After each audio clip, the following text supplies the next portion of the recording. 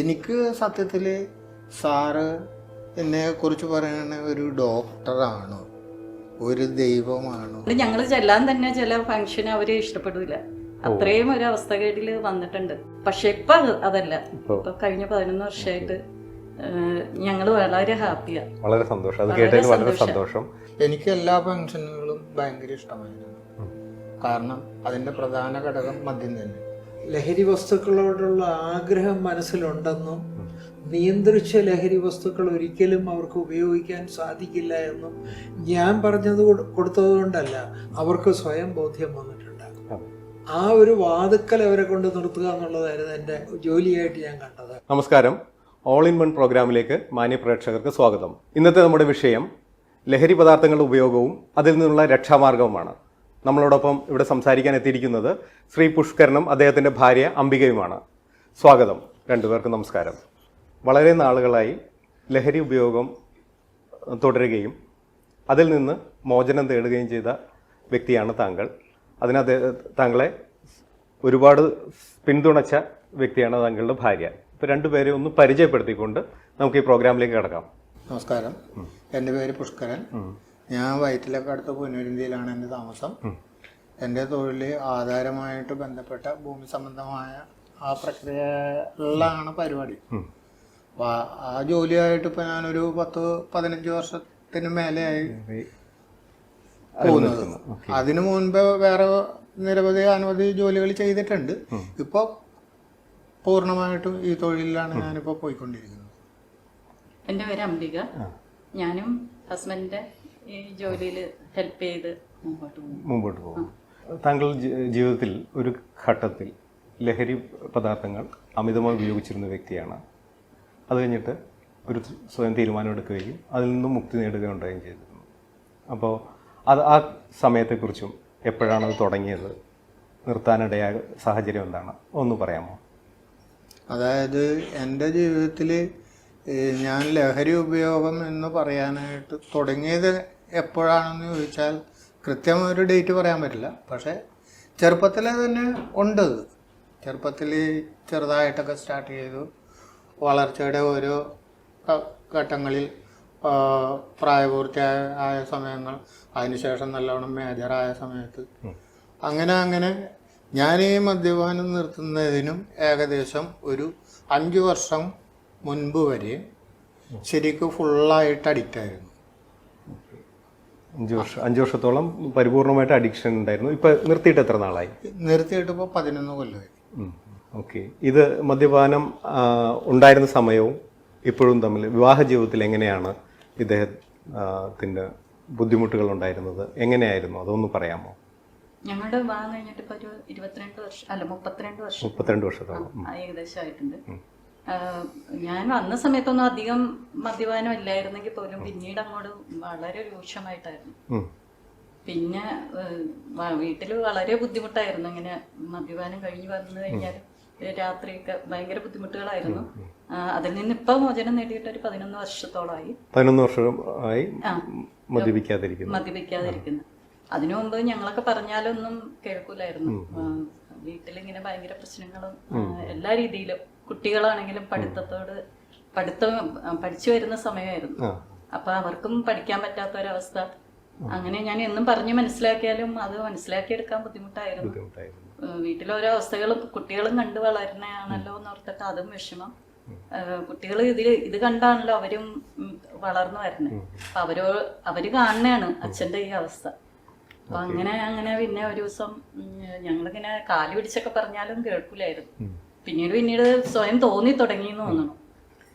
അങ്ങനെയുള്ളൊരു സാഹചര്യത്തിൽ മദ്യത്തിന് പരിപൂർണമായും ലഹരി വസ്തുക്കൾക്ക് പരിപൂർണമായ അഡിക്ഷൻ ആയിരുന്നൊരു കാലഘട്ടത്തിൽ നിന്ന് തിരിച്ചു വരികയുണ്ടായി എന്നാണ് ഇപ്പോൾ പറഞ്ഞത്. 11 വർഷമായിട്ട് ഉപയോഗിക്കുന്നില്ല. അതിനുണ്ടായ കാരണം എന്താണ്, അതിൻ്റെ പ്രചോദനം എന്താണ്, അതിൻ്റെ സാഹചര്യം എന്താണ്? ഭാര്യയുടെ നിർബന്ധമായിരുന്നോ, എന്തെങ്കിലും ആരോഗ്യ പ്രശ്നങ്ങളുണ്ടായിരുന്നോ, ഒന്ന് വിശദമാക്കാമോ? അതായത് ഞാൻ അഡിക്റ്റായ സമയത്തും അതിനു മുന്നേ എൻ്റെ ഉള്ളിലുണ്ടായിരുന്നൊരു കാഴ്ചപ്പാടുണ്ട്. മദ്യം ഇത് വളരെ മനുഷ്യൻ്റെ ആരോഗ്യത്തിനും ശരീരത്തിനും ഒക്കെ ബുദ്ധിമുട്ടുണ്ടാക്കുന്ന ഒരു സാധനമാണെന്നും എൻ്റെ അച്ഛൻ ചെറുപ്പത്തിലെ ഞാൻ ഇത് ഉപയോഗിക്കുന്ന കണ്ടിട്ടുള്ളത് കൊണ്ട് എൻ്റെ അമ്മയ്ക്കുണ്ടായിട്ടുള്ള പ്രശ്നങ്ങളും ഒക്കെ ഞാൻ കണ്ടിട്ടുണ്ട്. താങ്കളുടെ അച്ഛൻ ഉപയോഗിക്കുമായിരുന്നു? എൻ്റെ അച്ഛൻ ഉപയോഗിക്കുമായിരുന്നു. അപ്പം അത് കണ്ടു വളർന്ന ഒരാളെന്നുള്ള നിലക്ക് എന്നിലുണ്ടായിരുന്ന ആകാംക്ഷയാണ് ഒരു പക്ഷേ പിൽക്കാലത്ത് ഞാനെന്നൊരു മദ്യപാനിയിലേക്കുള്ള വളർച്ച. പക്ഷെ അത് കണ്ടിട്ടും അച്ഛൻ അമ്മയെ ഉപദ്രവിക്കുകയും മറ്റു പല രീതികളിലോട്ട് പോയിട്ടും എൻ്റെ ഉള്ളിൻ്റെ ഉള്ളിലുണ്ടായിട്ടും ഞാനും ആ പാത പിന്തുടർന്നു. ഈ മാതൃകകളെല്ലാം തെറ്റായ രീതിയിൽ ജീവിതത്തെ ബാധിക്കുമെന്നുള്ള അറിവുണ്ടായിട്ടും അറിയാതെ ഈ മാതൃക പിന്തുടർന്നു എന്നാണ് താങ്കൾ പറയുന്നത്. അതെ, പിന്തുടർന്നെങ്കിലും എൻ്റെ ഉള്ളിൻ്റെ ഉള്ളിൽ ഇത് വിഷമാണ്, ഇത് കഴിക്കരുതെന്ന് പറയുമെങ്കിലും പക്ഷെ ഞാനിതിൽ അഡിക്റ്റ് ആയപ്പോൾ ശരിക്കും പറഞ്ഞാൽ എന്നെ അത് കീഴ്പ്പെടുത്തുകയായിരുന്നു. ശരിക്കും പറഞ്ഞാൽ ഞാൻ എൻ്റെ ഭാര്യയെയും മക്കളെയും ഒക്കെ തലയത്തോട്ടും ഒക്കെ സത്യം ചെയ്ത് ഇനി കഴിക്കില്ല എന്നൊക്കെ പറഞ്ഞ് വീട്ടിൽ നിന്ന് പോയാലും ഒരു സമയം കഴിയുമ്പോൾ വൈകുന്നേരങ്ങളിൽ എന്നെ എങ്ങനെയെങ്കിലും ഒരു ലിക്കർ ഷോപ്പിനോ ബാറിനോ മുന്നിൽ എത്തിച്ചിരിക്കും. അതാണ് ഈ മദ്യപാനം മൂലം എൻ്റെ തലച്ചോറിൽ ഉണ്ടായിക്കൊണ്ടിരുന്ന ഒരു പ്രത്യേകത. അല്ലാണ്ട് എൻ്റെ ശരിയായ മനസ്ഥിതിയിൽ ഇത് വിഷമാണ്, കഴിക്കരുത്, വീട്ടിൽ പ്രശ്നങ്ങൾ ഉണ്ടാകുന്നുണ്ടെന്ന് എനിക്ക് ശരിക്കും ബോധ്യമുണ്ട്. അത് നിർത്താനിടയായ സാഹചര്യം എന്താണെന്ന് പറയാം. ഭാര്യയുടെ നിർബന്ധമാണോ, വേറെ എന്തെങ്കിലും ബുദ്ധിമുട്ടുകളാണോ, സാമ്പത്തിക ബുദ്ധിമുട്ടുകൾ എങ്ങനെയായിരുന്നു? എന്നെ ഇത് നിർത്താൻ പ്രേരിപ്പിച്ച ഘടകമെന്ന് പറഞ്ഞാൽ എന്നും എൻ്റെ മനസ്സിൽ എൻ്റെ അമ്മയായിരുന്നു പ്രധാന പ്രചോദനം. കാരണം അമ്മ എന്നോട് പറയുമായിരുന്നു, എൻ്റെ അച്ഛൻ മദ്യപിച്ച അമ്മയ്ക്ക് ഉണ്ടാക്കിയ ബുദ്ധിമുട്ടിൽ എൻ്റെ 2 സഹോദരങ്ങൾ, എനിക്ക് ഇളയത് 2 അനിയന്മാരായിരുന്നു, അവർ രണ്ടുപേരും ഇതുവരെയും ഈ വക യാതൊരു മദ്യപാനമോ പോലെ യാതൊരു ദുശീലങ്ങളും അവർക്കില്ല. അതിൽ ഞാൻ മാത്രം കെട്ടുപോയി. നീയല്ലേ മൂത്തത്, നിനക്കിത് കണ്ടു പഠിക്കാമായിരുന്നില്ല, നീയല്ലേ നിന്റെ അനിയന്മാർക്ക് പകർന്നു കൊടുക്കേണ്ടതെന്നുള്ളതിൽ അമ്മക്കൊരു വിഷമം ഉണ്ടായിരുന്നു. അങ്ങനെ ഒരു ചോദ്യം അമ്മയുടെ ഭാഗത്തുനിന്നുണ്ടായിരുന്നു. എന്നിട്ടും അമ്മ ഞാൻ കല്യാണം കഴിച്ച് എനിക്ക് കുട്ടികളാവുന്ന പീരീഡിൽ വരെയും അമ്മ എന്നോട് പറയും, മകനെ ഇട നിർത്തും, മകനെ നിർത്തും എന്ന് എന്നോട് പറയുമായിരുന്നു. ആ കൂട്ടത്തിൽ എൻ്റെ ഭാര്യയും മറ്റു സഹോദരങ്ങളും പലരും എന്നെ നിർബന്ധിക്കുമായിരുന്നെങ്കിലും എൻ്റെ ഉള്ളിൽ അതൊക്കെ ഞാൻ ഉൾക്കൊള്ളാൻ ശ്രമിക്കുമെങ്കിലും ഫലപ്രദമായിട്ടത് പ്രവർത്തിക്കാൻ പറ്റില്ല. ഫലപ്രദമായിട്ട് അങ്ങനെ ഒരു രീതി ഉണ്ടായിരുന്നില്ല. ആ തീരുമാനം എടുക്കാനിടയായ സാഹചര്യം എന്തായിരുന്നു എന്ന് പറയാമോ? അതായത് കുട്ടികളുടെ പഠനാവസ്ഥ വളരെ മോശമായി വന്നു. പിന്നെ സാമ്പത്തിക നഷ്ടം എന്തായാലും ഉണ്ടാവുമല്ലോ, മദ്യപാനം കൊണ്ട് കൂടുതലുമായി സാമ്പത്തിക നഷ്ടമാണ്. അപ്പൊ സാമ്പത്തിക നഷ്ടം, കുട്ടികളുടെ പഠനാവസ്ഥ, അവരുടെ വളർച്ചയിലുള്ള ഒരു ഇമ്പ്രൂവ്മെന്റ്, ഇതൊക്കെ നോക്കണല്ലോ. ഞാൻ കുട്ടികളോടും പറഞ്ഞു കൊടുക്കും, അച്ഛന്റെ അവസ്ഥ കണ്ടില്ലേ. അപ്പൊ അങ്ങനെ ഒരു രീതിയിലായപ്പോ ഞാനത് എന്നും പറഞ്ഞു പിന്നെ ഒരു ദിവസം ഇങ്ങനെ വിചാരിച്ചെന്ന് തോന്നണം. സ്വയം വിചാരിക്കണമല്ലോ, നമ്മൾ എത്ര നിർബന്ധിച്ചാലും അത് സ്വയം വിചാരിക്കാതെ പറ്റൂലല്ലോ. അപ്പൊ അങ്ങനെ ഒരു അവസ്ഥയിൽ വന്നപ്പോ വളരെ അഡിക്റ്റ് ആയിട്ട് ഒരു ദിവസം വീട്ടിൽ വന്ന് ഇങ്ങനെ ഒരു ഇതായി കഴിഞ്ഞപ്പോഴത്തേനും എന്നെ എങ്ങനെയെങ്കിലും ഡോക്ടറുടെ അടുത്ത് കൊണ്ടുപോ എന്നുള്ള ഒരു നിലപാടിലേക്ക് എത്തിച്ച സ്വയം അവസ്ഥ. സ്വയം അങ്ങനെയുള്ള ഒരു അവസ്ഥയിൽ തിരിച്ചറിവുണ്ടായി ഡോക്ടറെ അടുത്ത് കൊണ്ടുപോകുകയോ എന്ന് പറയുകയും ചെയ്തു. പിന്നെ അന്നൊന്നും മനസ്സിലായില്ലെങ്കിലും പിന്നെ ആ കുറച്ച് നാളത്തെ ട്രീറ്റ്മെന്റ് കൊണ്ട് സ്വയം തോന്നി തുടങ്ങി, ഇത് ഈ അവസ്ഥ മാറണമല്ലോ, ഈ അഡിക്റ്റായിട്ടുള്ള അവസ്ഥ മാറണമല്ലോ, സ്വയം തോന്നി. അങ്ങനെ ഒരു ആവശ്യപ്പെടുകയുണ്ടായിരുന്നു. അന്ന് കൂടെ നിന്ന് ഞാൻ അന്ന് കൂടെ നിന്ന് ഹെൽപ്പ് ചെയ്തു. അതിൽ ഞാൻ ഇട്ടെറിഞ്ഞു പോയി കഴിഞ്ഞാൽ രക്ഷപ്പെടാൻ സാധ്യതയില്ല എന്ന് എനിക്ക് തോന്നി. അതുകൊണ്ട് ഞാൻ കൂടെ നിന്ന് സഹായിച്ചു. നല്ലത്. അപ്പോൾ അങ്ങനെ ഒരു തീരുമാനം എടുത്തു. ഡോക്ടറെ അടുത്ത് എത്തി കഴിയുമ്പോൾ പലതരത്തിലുള്ള ചികിത്സാ രീതിയുണ്ട്. അദ്ദേഹം മരുന്ന് തരും, അഡ്മിറ്റ് ചെയ്യും, കൗൺസിലിംഗ് ഉണ്ട്, പിന്നെ ഒരു ഞായറാഴ്ചകളിൽ അദ്ദേഹം കൂടുന്ന ഒരു ഗ്രൂപ്പ് പ്രോഗ്രാമുണ്ട്. ഇതൊക്കെ എങ്ങനെയാണ് താങ്കളെ ഈ മദ്യത്തിൽ നിന്ന് മാറി നിൽക്കാൻ സഹായിച്ചത്, ഈ ചികിത്സാ രീതികൾ? അതായത് ഞാൻ ആശുപത്രിയിൽ വരുന്നത് വരെയും എൻ്റെ ഉള്ളിൻ്റെ ഉള്ളിൽ ഇത് നിർത്തണമെന്നുണ്ടായിരുന്നെങ്കിലും ആശുപത്രിയിൽ നിന്ന് ഡിസ്ചാർജ് ചെയ്ത് പോയതിന് ശേഷമാണ് ശരിക്ക് ഇതിനെക്കുറിച്ച് ഒരു ബോധവാൻ എന്നുള്ള നിലയിൽ എൻ്റെ ബോധ മനസ്സിലേക്ക് വന്നത്. അതിനുശേഷം സാർ എന്നോട് പറഞ്ഞു, ഞായറാഴ്ചകളിൽ ഇങ്ങനെ ഒരു ഗ്രൂപ്പ് മീറ്റിംഗ് ഉണ്ട്, അതിൽ പങ്കെടുക്കാമോ എന്നോട് ചോദിച്ചു. അപ്പോൾ ഒരു അർദ്ധ മനസ്സോടുകൂടി ഞാൻ സമ്മതിച്ചു. ഞായറാഴ്ച ഞാൻ ഡോക്ടറെ ഈ കൗൺസിലിങ്ങിന് വന്നു. അതിങ്ങനെ നിരന്തരം വന്നുകൊണ്ടിരുന്നെങ്കിലും എനിക്ക് ആ ഗ്രൂപ്പ് മീറ്റിങ്ങിനോട് അപ്പോഴും ഒരു താല്പര്യമില്ലായിരുന്നു. കാരണം എന്താണെന്ന് വെച്ചാൽ ഇവിടെ വന്നിരിക്കുന്ന സമയം വേസ്റ്റാണ്. ഇതുകൊണ്ട് എനിക്ക് എൻ്റെ മനസ്സിന് ഒരു ഉത്തേജനം കിട്ടുന്നില്ല. കാരണം എൻ്റെ ഉള്ളിൻ്റെ ഉള്ളിൽ നിറഞ്ഞിരിക്കുന്നത് മുഴുവൻ ഈ മദ്യം എന്ന് പറയുന്ന ആ ഒരു സാധനത്തോട് മാത്രമേ ഉള്ളൂ. അത് ശരീരത്തിൽ നിന്ന് വിട്ടുമാറാത്തതിൻ്റെതായ ഒരു ഭയങ്കരമായ ഒരു ബുദ്ധിമുട്ട്, ഈർഷ്യ അതെൻ്റെ ശരിക്കുണ്ടായിരുന്നു. അപ്പം ഞാൻ എന്നെ പുള്ളിക്കാരത്തെ നിർബന്ധിച്ചാണ് ഞായറാഴ്ചകൾ കൊണ്ടുവരുന്നതെങ്കിലും ഞാൻ ഇവരെ ബോധ്യപ്പെടുത്താൻ പറയുന്ന ഒരു വാചകം ഉണ്ടായിരുന്നു. നിനക്കെന്താണ് ആവശ്യം? ഞാൻ മദ്യം കഴിക്കരുതെന്നല്ലേ ഉള്ളൂ, എന്നെ എന്തിനു കൊണ്ടുപോകണം ഈ ആശുപത്രിയിലേക്ക്? അതായിരുന്നു എൻ്റെ ഒരു ചിന്താഗതി അതായിരുന്നു. അതായത് ഞാൻ മദ്യം കഴിക്കാതിരുന്നാൽ പിന്നെ ഞാൻ ഇങ്ങനെയുള്ളൊരു ആവശ്യമുണ്ടോ? അത് നിരന്തരം പറയുമായിരുന്നു. പക്ഷെ എന്നിരുന്നാലും പുള്ളിക്കാരത്ത് പറയും അത് സാരമില്ല, ഞായറാഴ്ചകൾ നമുക്ക് പ്രത്യേകിച്ച് വേറെ പണികളൊന്നുമില്ലല്ലോ, അപ്പൊ 1 മണിക്കൂറല്ലേ ഉള്ളു, അതിന്റെ ആവശ്യമല്ലേ ഉള്ളു, ഒന്ന് പോയിച്ചു വരാം എന്ന് പറഞ്ഞ് അതങ്ങനെ പോയി പയ്യെ അവിടെ വന്നിരിക്കുന്ന ആ മീറ്റിങ്ങിൽ വന്നിരിക്കുന്ന പലരെയും കാണുകയും അവരിലൂടെ നമ്മൾ അറിയുകയായിരുന്നു ഇതെന്താണ്, ഇതിന്റെ പ്രാധാന്യം എന്താണെന്നും എന്താണ് ഓരോരുത്തരുടെ ജീവിതമെന്നും അവിടെ നിന്ന് റിസൈൻ ചെയ്ത് പോയവരെ കുറിച്ചും പലതുമൊക്കെ സാറിന്റെ അവിടുത്തെ ആ പരാമർശങ്ങളിലൂടെ നമ്മൾ അറിയായിരുന്നു. അങ്ങനെ അറിഞ്ഞാണ് ശരിക്കും ഞാൻ അതിനകത്തേക്ക് ഒരു ആകർഷിക്കപ്പെടുന്നത്. ഗ്രൂപ്പിൽ വരുന്ന പലരും അവരുടെ ജീവിതാനുഭവങ്ങൾ പറയുന്നു. അപ്പൊ അതിൽ നിന്നെല്ലാം താങ്കൾക്ക് ഒരു ഉൾക്കാഴ്ച കിട്ടി എന്ന് പറയുന്നു. അപ്പൊ എന്താന്ന് വെച്ചാൽ ഞാൻ ചെറുപ്പം മുതലേ ഒരു സ്വപ്ന ലോകത്ത് ജീവിക്കുന്ന ഒരു വ്യക്തി തന്നെയായിരുന്നു. കാരണം വലിയ വലിയ രീതിയിൽ സ്വപ്നങ്ങൾ കാണുകയും ചിന്തിക്കുകയും ചെയ്യുന്ന ഒരു വ്യക്തിയാണെങ്കിലും ജീവിതത്തിൽ അത് നടപ്പിലാക്കാൻ പറ്റാത്തൊരവസ്ഥ വളർന്നു വരുന്ന കാലഘട്ടത്തിൽ എനിക്കുണ്ടായിരുന്നു.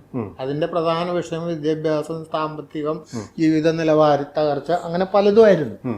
അപ്പോൾ അതൊക്കെ കണ്ടുകൊണ്ടിരുന്ന് എന്നെ സംബന്ധിച്ചിടത്തോളം ഈ അനുഭവം എനിക്കൊരു ഭയങ്കര ചവിട്ടുപടിയായിരുന്നു. കാരണം എന്താണെന്ന് വെച്ചാൽ ആൾക്കാർ ഇതിനെ ഏത് രീതിയിൽ കാണുന്നു എന്നുള്ളതല്ല പ്രശ്നം. പക്ഷെ എൻ്റെ മനസ്സിൽ എനിക്കുണ്ടായിരുന്നു ഇതിലൂടെയെങ്കിലും എനിക്ക് വിജയിച്ച് കയറണം, ഇതിലൂടെയെങ്കിലും വിജയിച്ച് പുറത്തേക്ക് വരണം എന്നുള്ളൊരു അതായത് മദ്യപാനം എന്നല്ല, നമ്മൾ പല മേഖലകളിലും ഈ എൻ്റെ കയ്യിലിരിപ്പും നമ്മുടെ സാമ്പത്തിക നിലയുടെ കുറവും കൊണ്ട് ഞാൻ തോൽവികൾ ഏറ്റുവാങ്ങിയതാണ്. അപ്പോൾ എനിക്ക് എൻ്റെ മനസ്സിൽ കിട്ടിയ പിടിവള്ളി ഇതാണ്, ജീവിതത്തിൽ ഒന്ന് വിജയിച്ച് കാണണമെങ്കിൽ ഈ ഒരു മേഖലയിലൂടെ പറഞ്ഞത് ആ ഒരു പിടിവള്ളിയുടെ കാര്യമാണ്. അപ്പോൾ മറ്റുള്ള അനുഭവങ്ങളിലൂടെ താങ്കൾക്ക് ഇങ്ങനെ ഒരു ഉൾക്കാഴ്ച ഉണ്ടാവുകയും അതിൽ നിന്ന് മെല്ലെ മെല്ലെ മാറി വരികയും ചെയ്തു. ഇപ്പോൾ 11 വർഷത്തോളമായി മദ്യപിക്കാതിരിക്കുന്നു. അതൊരു വലിയ നേട്ടമാണ്. അതൊരു വലിയൊരു നേട്ടമാണ്. അപ്പോൾ താങ്കൾ ഈ ലഹരി വസ്തുക്കളുടെ ഉപയോഗം കൊണ്ടുണ്ടാകുന്ന ദുരന്തം വേണ്ടുവോളം അനുഭവിച്ചതിന് ശേഷം ഒരു തീരുമാനമെടുത്തു, ചികിത്സയ്ക്ക് പോവുകയാണ് ഉണ്ടായത്. അപ്പോൾ ആ ചികിത്സാ രീതികളെക്കുറിച്ച് ആ ഡോക്ടറെ കുറിച്ച് ഒന്ന് ചുരുക്കി പറയാമോ? അതായത് ഞാൻ പോയി കണ്ട ഡോക്ടർ എന്ന് പറഞ്ഞാൽ എന്നെ ചികിത്സക്ക് വിധേയനാക്കിയത് എറണാകുളത്തെ നല്ലൊരു ഇതുമായി ബന്ധപ്പെട്ട് പ്രവർത്തിക്കുന്ന ഏറ്റവും വലിയ പ്രഗത്ഭനായ ഒരു ഡോക്ടർ തന്നെയാണ്. ഡോക്ടർ SD സിംഗ് എന്നാണ് അദ്ദേഹത്തിൻ്റെ പേര്. Doctor SD Singh. അപ്പോൾ അദ്ദേഹത്തിൻ്റെ കണ്ട് ആ ട്രീറ്റ്മെൻറ്റിന് വിധേയനായെങ്കിൽ കൂടിയും എൻ്റെ ഉള്ളിൻ്റെ ഉള്ളിലേക്ക് ശരിക്കും പറഞ്ഞാൽ ഈ മദ്യപാന ആസക്തി വിട്ടുപോകാൻ പ്രാപ്തമായ ഒരു ഇതൊന്നും ആ ആദ്യ 3-4 മാസങ്ങളിൽ ഉണ്ടായില്ല. പതിയെ ആ സാറിൻ്റെ ഈ നമ്മുടെ കൗൺസിലിംഗ് ക്ലാസ്സിൽ ഞായറാഴ്ചകളിൽ പങ്കെടുത്ത് അതിലൂടെ ഞാൻ കണ്ടറിഞ്ഞ അറിവുകൾ, അതായത് ഞാൻ ചെല്ലുമ്പോൾ കണ്ടിരുന്ന പലരും അതിൽ നിന്ന് കൊഴിഞ്ഞു പോവുകയും പലരും അതിൽ നിന്ന് ഫെയിലായി മടങ്ങുകയും ചെയ്ത കഥകൾ സ്റ്റോറി ആയിട്ട് സാറവിടെ അവതരിപ്പിക്കും. ഓരോരുത്തരും വീഴ്ചകൾ അത് നമ്മൾ അറിയുകയായിരുന്നു. അതിലൂടെയാണ് ശരിക്കും പറഞ്ഞ് എൻ്റെ മനസ്സിൽ ഇതിൽ നിന്ന് പിന്മാറണം എന്നുള്ള ഒരു രൂപം തെളിഞ്ഞു വന്നത്. ആ തീരുമാനം ഉറച്ചു രൂപപ്പെട്ട അതിലൂടെ. കാരണം എന്താണെന്ന് പറഞ്ഞാൽ അപ്പോഴാണ് ശരിക്കും ഞാൻ ഇതറിയാൻ തുടങ്ങിയത്, ആസ്വദിക്കാൻ തുടങ്ങി. അതിലുപരി എനിക്ക് ആ ഒരു 5-6 മാസം കൊണ്ട് എൻ്റെ ജീവിതത്തിലേക്ക് കൈവരിച്ച കുറേ കാര്യങ്ങളുണ്ട്. അതായത് ശരിയായൊരു വെളിപാടുകൾ തലച്ചോറിൽ, ശരീരത്തിൽ. അതായത് ഇനി അതുവരെയൊക്കെ ഞാൻ ഭക്ഷണം കഴിക്കുന്നത് വളരെ കുറവായിരുന്നു.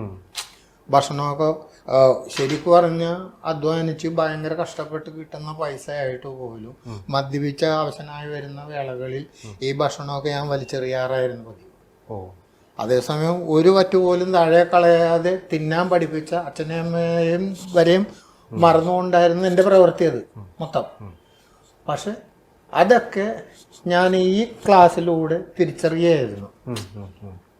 മറ്റുള്ളവരുടെ അനുഭവങ്ങൾ എനിക്ക് പാഠമായപ്പോൾ എനിക്ക് വിശപ്പുകളുണ്ടായി. ശരിക്കും എൻ്റെ വയറിൻ്റെ വിശപ്പ് ഞാൻ ശരിക്കും അറിയാൻ തുടങ്ങിയത് എൻ്റെ ശരീരത്തിൻ്റെ ഉള്ളിൽ നിന്ന്, ഈ വയറ്റിൽ നിന്നും ഈ മദ്യത്തിൻ്റെ ഒക്കെ അളവ്, ആ ഒരു ആൽക്കഹോളിൻ്റെ ഒരു ഇതുണ്ടല്ലോ, അതൊക്കെ പോയി കഴിഞ്ഞപ്പോഴാണ് ശരിക്കും പറഞ്ഞാൽ എൻ്റെ ആമാശയവും മറ്റ് എല്ലാ കുടലുകളൊക്കെ പ്രവർത്തിക്കാൻ തുടങ്ങിയപ്പോൾ എനിക്ക് ഭക്ഷണത്തിനോട് പ്രിയമായി. ഞാൻ ആ ഭക്ഷണം കഴിക്കും തോറും ഞാൻ നന്നാകാൻ തുടങ്ങി ശരീരത്തിന്. താങ്കളിപ്പോൾ പറഞ്ഞത് യഥാർത്ഥ വിശപ്പ് തിരിച്ചറിഞ്ഞത് ലഹരി ശരീരത്തിൽ നിന്ന് മാറിക്കഴിഞ്ഞതിന് ശേഷമാണ്. അതിനോട് എന്തെങ്കിലും കൂട്ടിച്ചേർക്കാറുണ്ടോ? ഭക്ഷണവുമായിട്ട്, ജീവിതവുമായിട്ടും? വീട്ടിൽ വന്നാൽ ഭക്ഷണം കഴിക്കാറില്ല. ഈ മദ്യപാനത്തിന്റെ ആ ഒരു കുടിച്ചിട്ട് വന്നു കഴിയുമ്പോൾ ഉള്ള ഒരു അവസ്ഥ എന്ന് പറഞ്ഞാൽ വീട്ടിൽ ഇങ്ങനെ ഭയങ്കര പ്രശ്നങ്ങളായിരിക്കും.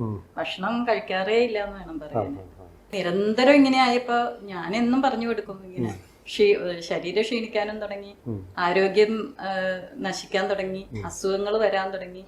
എന്നിട്ടൊന്നും ആദ്യമൊന്നും തിരിച്ചറിയാൻ പറ്റാത്ത ഒരു കാര്യം ഞാൻ പറഞ്ഞു കുറെ ദിവസങ്ങളോളം ഇങ്ങനെ ഇതിന്റെ ആ ഒരു ഇതില് നടന്നപ്പോഴാണ് തിരിച്ചറിഞ്ഞെന്ന് തോന്നുന്നു. ആരോഗ്യസ്ഥിതി മോശമായി കഴിഞ്ഞപ്പോഴത്തേനും സ്വയം മനസ്സിലാക്കി തുടങ്ങി. അപ്പോൾ ഈ ഒരു ശീലം പെട്ടെന്ന് നിർത്തിയപ്പോൾ ശാരീരികവും മാനസികവും സാമൂഹിക ജീവിതത്തിലും ഒക്കെ ഒരുപാട് വെല്ലുവിളികൾ നേരിടേണ്ടി വന്നിട്ടുണ്ടാവും. അയ്യോ, അതിനെക്കുറിച്ചൊന്ന് പറയാമോ? സമൂഹത്തില് ഒരു സ്ഥാനം എന്ന് പറഞ്ഞാൽ നമുക്ക് പോലും ഉണ്ടാവില്ല എന്ന് വേണം പറയാനായിട്ട്. അത്രയും ഒരു മോശാവസ്ഥയായിരുന്നു. നമ്മളൊരു എന്തെങ്കിലും ഒരു ഫംഗ്ഷന് ചെന്ന് കഴിഞ്ഞാല് ആള് ഉണ്ടാവില്ല. പിന്നെ തിരിച്ചു വരുന്നത് ഈ ഫംഗ്ഷൻ അവസാനിക്കുമ്പോഴേക്കും ശരിക്കും ഇതായിട്ടായിരിക്കും വരണത്, മദ്യപിച്ചായിട്ട് വരണത്. അപ്പൊ പിന്നെ അവിടെ പ്രശ്നങ്ങളും ആയിരിക്കും. അതുകൊണ്ട് ഞങ്ങൾ ചെല്ലാൻ തന്നെ ചില ഫംഗ്ഷന് അവര് ഇഷ്ടപ്പെടില്ല. അത്രയും ഒരു അവസ്ഥകേടില് വന്നിട്ടുണ്ട്. എന്നൊക്കെ നമ്മള് നിസ്സഹായ അവസ്ഥയിൽ ഇങ്ങനെ നിൽക്കുന്നല്ലാതെ നമുക്കൊന്നും ചെയ്യാൻ പറ്റില്ലല്ലോ. സ്വയം ഒരു തീരുമാനം എടുത്താലല്ലേ നിർത്താൻ പറ്റുള്ളൂ. അപ്പൊ അങ്ങനെ ഒരു അവസ്ഥ ഒരുപാട് വന്നിട്ടുണ്ട്.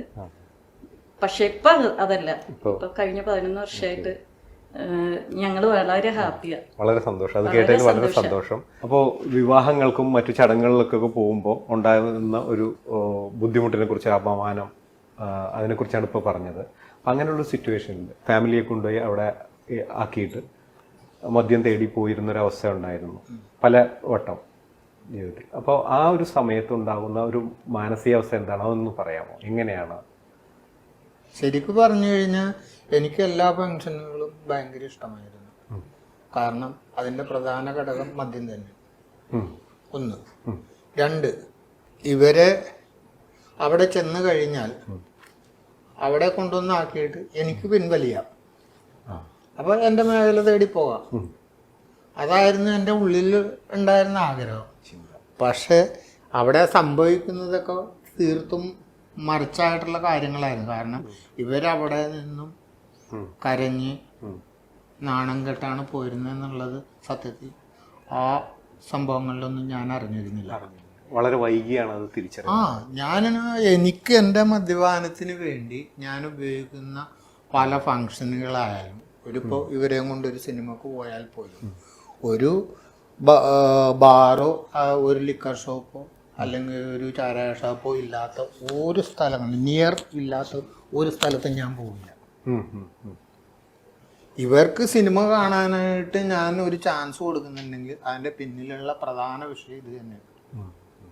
അതിൻ്റെ പേരിൽ ഞങ്ങൾ പല രാത്രിയും സിനിമ കഴിഞ്ഞിറങ്ങി റോട്ടിൽ നിന്നോ പബ്ലിക്കായിട്ടൊക്കെ തല്ലുപിടിച്ച സന്ദർഭങ്ങളുണ്ട്. അപ്പോൾ അതൊക്കെ തിരിച്ചറിഞ്ഞതാണ് ഞാൻ ഈ പറഞ്ഞ ഈ ആശുപത്രിയിലെത്തി ഈ കൗൺസിലിങ്ങിൽ നിന്ന് ഞാൻ ഓരോ 5-6 മാസം കഴിഞ്ഞപ്പോൾ എൻ്റെ മനസ്സിലേക്ക് കിട്ടിയ ഓരോ ഉൾക്കാഴ്ചകൾ. അപ്പോൾ ഇതിൽ ഈ ഗ്രൂപ്പ് കൗൺസിലിങ്ങിനെ കുറിച്ച് പറഞ്ഞു. അവിടെ നടന്ന സംഭവങ്ങളിൽ ഏതെങ്കിലും മനസ്സിൽ വല്ലാതെ ടച്ച് ചെയ്തൊരു സംഭവം, ആളുടെ പേരോ ഒന്നും വെളിപ്പെടുത്താതെ ഒന്ന് ചെറുതായിട്ട് പറയാമോ? അതായത് ഞാൻ അവിടെ വരുമ്പോൾ ഉണ്ടായിരുന്ന എന്നേക്കാളും പ്രായം കുറഞ്ഞൊരു വ്യക്തിയായിരുന്നു അന്ന് ആ കൗൺസിലിംഗ് ഗ്രൂപ്പിൽ ഒരു പ്രധാന വ്യക്തി. അതിൽ പ്രായം കൂടിയ ഒരു വ്യക്തിയും എന്നോടൊപ്പം ഉണ്ട്. ഇപ്പോൾ ഞങ്ങളുടെ ഗ്രൂപ്പിൽ ഏകദേശം ഒരു 16 വർഷം പൂർത്തിയാക്കിയ ആളാണ്. അപ്പോൾ ഞാനീ പറഞ്ഞ അന്നത്തെ പയ്യൻസ് എന്ന് പറയുന്നവൻ ഫെയിലായി അതിൽ നിന്ന് റിസൈൻ ചെയ്തു പോയതാണ് സത്യത്തിൽ എനിക്ക് ഏറ്റവും ഫീലിംഗ് ആയത്. അതായിരിക്കണം ശരിക്കും പറഞ്ഞാൽ എന്നെ ഏറ്റവും കൂടുതൽ ബലവാനാക്കി ഇതിനകത്തേക്ക് ഉറപ്പിച്ച് നിർത്താൻ കാരണമെന്ന് തന്നെ പറയാം. അതായത് അന്ന് വളരെ ആക്റ്റീവായിട്ട് മുമ്പിലുണ്ടായിരുന്ന ഒരാൾ തിരിച്ചു പോയപ്പോൾ അതിൽ നിന്ന് നല്ല പാഠം ഉൾക്കൊള്ളാനാണ് താങ്കൾ കഴിഞ്ഞത്. അതാണ് താങ്കളുടെ വിജയം എന്ന് വിശ്വസിക്കുന്നത്. അതെ, അങ്ങനെ തന്നെ പറയാം. കാരണം അദ്ദേഹത്തിന്റെ അളിയനും എന്നെ ഇതിലേക്ക് കൊണ്ടുവരാൻ വഴിത്തിരിവായത് ഒരു കാരണം കൂടിയാണ്. കാരണം ഈ പറയുന്ന വ്യക്തിയുടെ സഹോദരിയുടെ ഭർത്താവ് എൻ്റെ ഭാര്യയുമായിട്ടുള്ള പരിചയത്തിന്റെ പുറത്ത് അദ്ദേഹം ഡോക്ടറെ കണ്ട് ഡോക്ടറെ ട്രീറ്റ്മെന്റിൽ വന്നതാണ് ഒരു വഴിത്തിരിവ് എന്ന ഓണം ഞാൻ ഈ ഡോക്ടറിലേക്ക് എത്തിയത്. ഓക്കെ.